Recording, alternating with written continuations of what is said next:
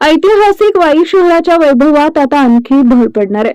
शिवप्रेमींची अनेक वर्षांची प्रतीक्षा संपवून वाईच्या प्रवेशद्वारावर छत्रपती शिवाजी महाराजांचा 20 ते 22 फुटी भव्य ब्रांझचा पुतळा लवकरच विराजमान होणार आहे. या महत्त्वपूर्ण प्रकल्पाचे काम आता अंतिम टप्प्यात आले असून लोकसहभागातून तब्बल 65 लाख रुपयांचा ऍडव्हान्स मूर्तिकाराला देण्यात आलाय, अशी माहिती मदत व पुनर्वसन मंत्री मकरंद पाटील यांनी दिली आहे. कोल्हापूर इथं या भव्य पुतळ्याचं काम युद्ध पातळीवर सुरू असून लवकरच वाईकरांना महाराजांच्या या देखण्या स्मारकाचं दर्शन घेता येणार आहे, असंही मकरंद पाटील म्हणालेत. शिवशाही न्यूज प्रतिनिधी शुभम कोदे, सातारा. प्रतापगडाच्या पायथ्याशी जीवा महाले स्मारक उभारण्याचा निर्णय तुमच्याच उपस्थितीत मंजूर झालाय. मात्र कित्येक वर्ष वाई शहराच्या प्रवेशद्वारावर उभारण्यात येणारा छत्रपती शिवाजी महाराजांचा जो पुतळा स्मारक आहे, गेली मला वाटतं 7-8 वर्ष अजून ते प्रलंबित आहे. पालिका प्रशासन असेल किंवा सत्ताधारी नाही म्हणता येणार, पण सत्ताधारी पक्षाकडून फक्त कागदी घोडे सुरू जात आहे. ऐकून घ्या, तुम्ही सांगितलं ती वस्तुस्थिती आहे. मुळामध्ये हा सगळा परिसर छत्रपती शिवाजी महाराजांच्या पदस्पर्शानं आणि पराक्रमानं पावन झालेली ही आपली भूमी आहे.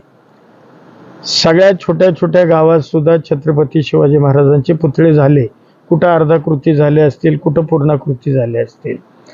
परंतु वाई जिथं अफजल खानाचा तळ होता, त्यावेळेला ज्या वेळेला अफजल खान प्रतापगडावर स्वारी करून आला, त्यावेळेला त्याचा तळ, मुख्य तळ हा वाईमध्ये होता. आणि त्या वाईमध्ये छत्रपती शिवाजी महाराजांचा पुतळा नसणं हे तुमच्या आमच्या दृष्टीनं अतिशय म्हणजे ती कमीपणाची गोष्ट होती. म्हणून मीच पुढाकार घेतला. त्या जागेचा प्रश्न खूप दिवस अडचणीत होता. म्हणजे त्या जागेचा प्रश्न सोडवण्यामध्ये काही वर्ष आमची गेली. तो प्रश्नही मी शासनाच्या वतीनं, मी आमदार झाल्यानंतर तो जागेचा प्रश्न सोडवला. आता पुतळ्याची सुद्धा आम्ही ऑर्डर दिली. या संदर्भामध्ये आम्ही एका मूर्तिकाराला तब्बल 65 लाख रुपये हे ॲडव्हान्स दिलेले आणि तो एक भव्य साधारण 20-22 फूट ब्रांझचा पुतळा आपण हा वाई नगरीच्या वैभवामध्ये भर घालणारा पुतळा, याचं काम आता अंतिम टप्प्यात आलेलं आहे. आता थोडासा मलाही वेळ मिळाला नाही मधल्या कालावधीमध्ये जायला, आणि त्या पुतळ्याचं काम आता बनवण्याचं कोल्हापूरला सुरू आहे. मी आता लवकरच एवढ्या 8 दिवसामध्ये त्या मूर्तीचं कामकाज कुठपर्यंत आलंय हे मी स्वतः जाऊन स्वतः बघणारे. त्या संदर्भामध्ये कमी जास्त कुठल्या गोष्टी असतील, काही सूचना असतील, त्या सूचनाही मी त्या ठिकाणी देणार आहे.